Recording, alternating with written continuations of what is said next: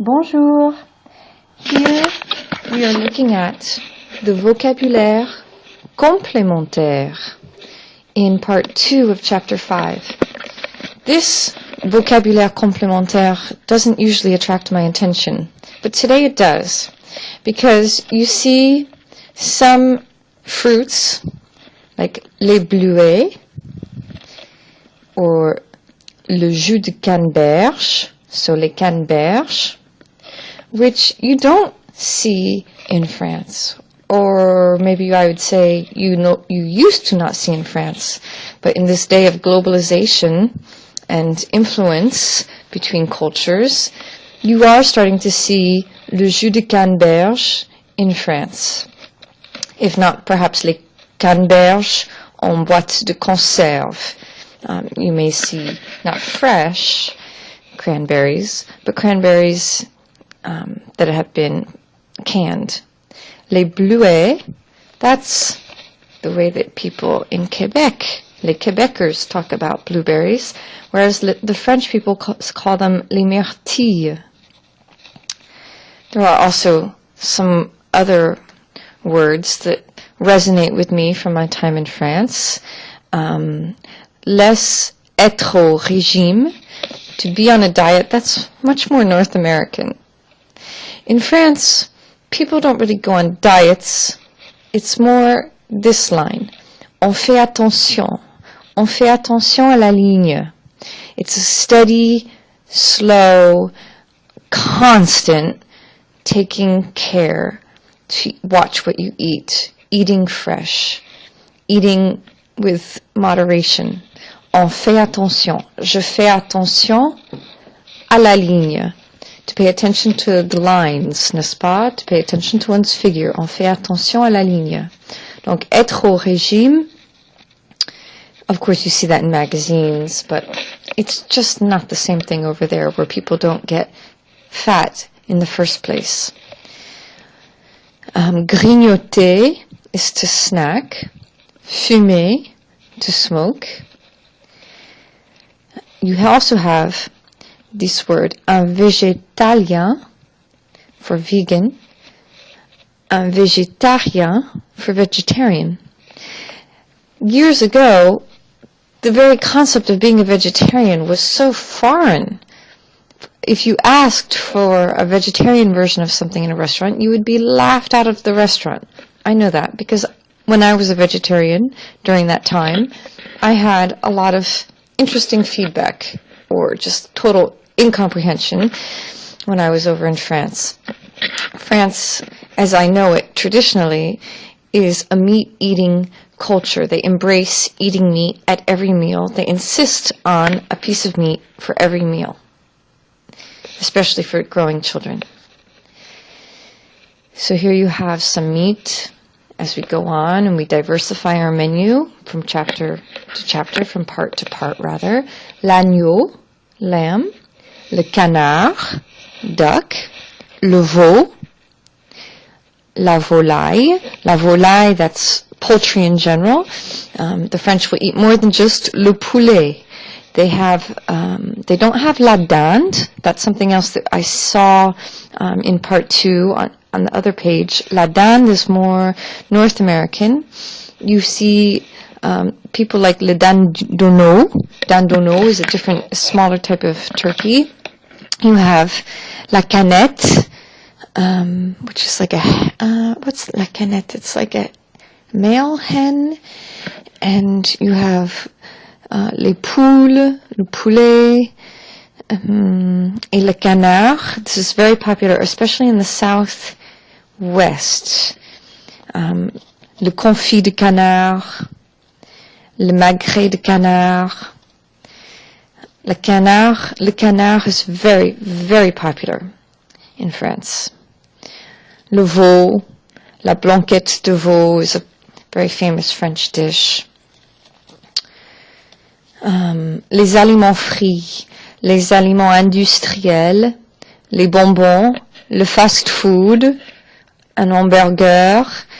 More and more, French people are concerned about obesity, as they do have more and more fast food restaurants. I'd like to go down here. This really is fun.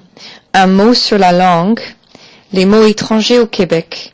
Étant donné que le Québec est dans un pays anglophone, les Québécois ont tendance à franciser, c'est-à-dire donner un mot français à un mot étranger. Les mots étrangers, surtout les mots liés à la nourriture. En France, cette tendance est moins répandue, parce que le français dans l'Hexagone n'est pas menacé par la langue anglaise. Par exemple, en France, on dit hot dog pour hot dog. Mais au Québec, voilà, pour franciser, ils disent chien chaud. En France, Kentucky Fried Chicken et KFC. Mais au Québec, c'est PFK, poulet frit du Kentucky. So you see these different words. En France, they just import the word as a foreign word. And I even think that the English words like Starbucks, chip, sandwich, riz cantonné, donut, they sell because they are foreign. In Quebec, on the other hand, instead of saying donut, c'est le beignet. Instead of saying chips, they use the word for crispy, les croustilles. If something is croustillant, it's crispy. Le riz frit chinois is le riz cantonné, and they literally translate sandwich, sous-marin. Now the French will make fun of the Québécois because they do this, because they francise, but the way of making something French is so English, it's really not French. Un sandwich sous-marin is the literal kind of Google Translator translation of submarine sandwich. And the submarine sandwich, that's just not French. Sandwich, that's the way the French people say it. How else would you say it? Chips, croustilles.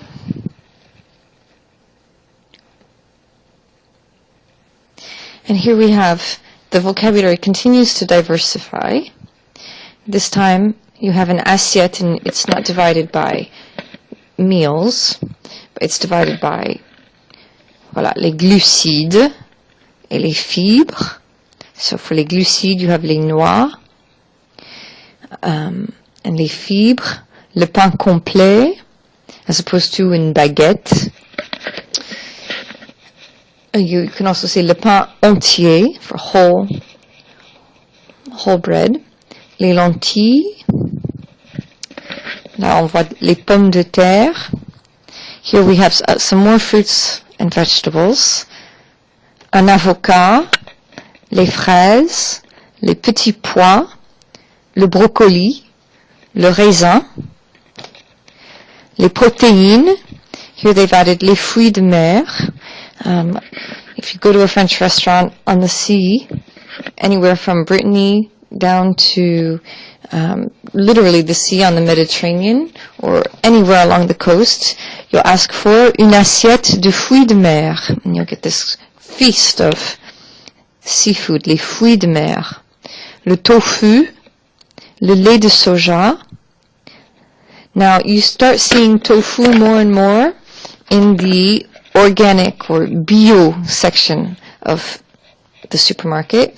Although most times when I saw tofu or le lait de soja, it was either in an organic store or it was in an Asian supermarket, like the ones in the 13th arrondissement of Paris. Voilà les produits laitiers. Voilà, il y a du lait. Voilà le lait, mais on boit pas de lait en France. One doesn't really drink milk in France the way they do in North America.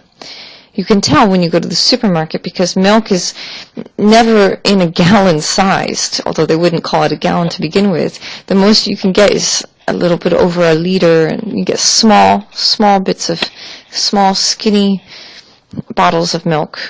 Most people concentrate on different types of yogurt product. Le yaourt, le fromage blanc, le fromage frais. Voilà, les produits laitiers. Here are les matières grasses et les sucres, represented by l'huile d'olive.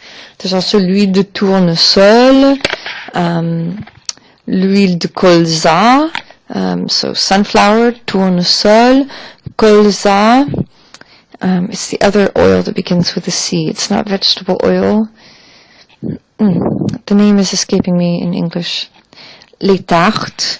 Now, let's debunk a myth that French people never eat sugar or sweets. They do. There are desserts and there is snack time. N'est-ce pas? C'est à l'heure du goûter.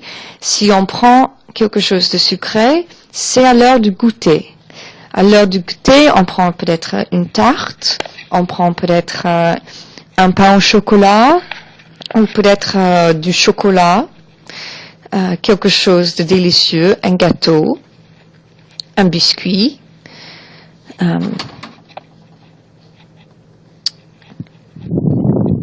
Mais en général, en France, on mange de la nourriture fraîche. On achète des fruits et des légumes 2 ou 3 fois par semaine au marché et on fait la cuisine à la maison.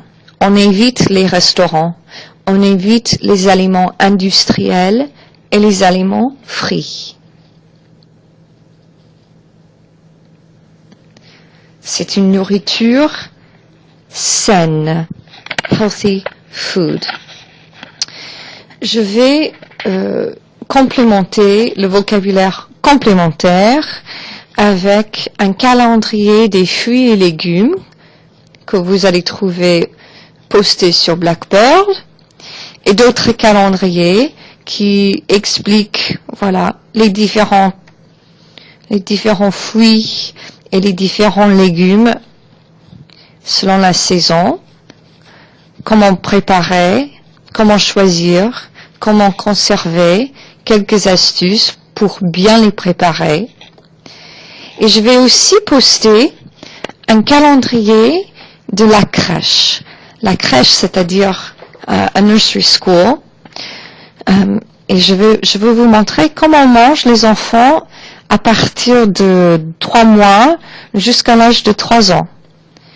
Je veux vous montrer les fondamentaux de la nourriture française